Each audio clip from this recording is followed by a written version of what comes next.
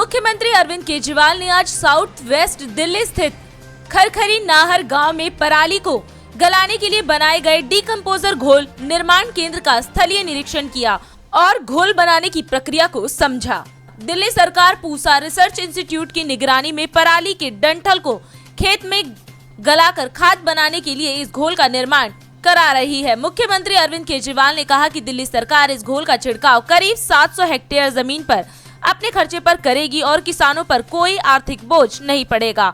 हालांकि किसानों को अपने खेत में इस घोल के छिड़काव के लिए अपनी सहमति देनी होगी। अगले 7 दिन के बाद यह घोल बनकर तैयार हो जाएगा और 11 अक्टूबर से दिल्ली के अलग अलग इलाकों में घोल का छिड़काव किया जाएगा।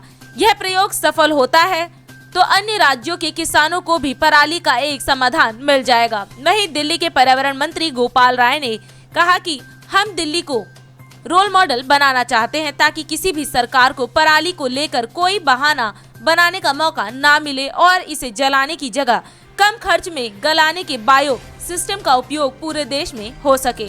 सीएम अरविंद केजरीवाल ने कहा कि मुझे बेहद खुशी है कि पूसा रिसर्च इंस्टीट्यूट ने पराली को निस्तारित करने का समाधान निकाला है। पूसा द्वारा इजाद किया गया समाधान बहुत ही सस्ता और सरल है। पूसा रिसर्च इंस्टीट्यूट ने कुछ कैप्सूल बनाए हैं। इस कैप्सूल के जरिए घोल बनाया जाता है। इस घोल को अगर खेतों में खड़े पराली के डंठल पर छिड़क दिया जाए तो डंठल गल जाता है और वह गलकर खाद में बदल जाता है। डंठल से बने खाद से उस जमीन की उर्वरक क्षमता में वृद्धि होती है, जिसके बाद किसान को अपने खेत में खाद कम देना पड़ता है। इस तकनीक के प्रयोग के बाद किसान को फसल उगाने में लागत कम लगेगी, किसान की फसल की पैदावार अधिक होगी और किसान को खेतों में खड़ी फसल जलानी नहीं पड़ेगी। इसकी वजह से खेत में उपयोगी बैक्टीरिया भी नहीं मरेंगे और लोगों को प्रदूषण से भी मुक्ति मिलेगी।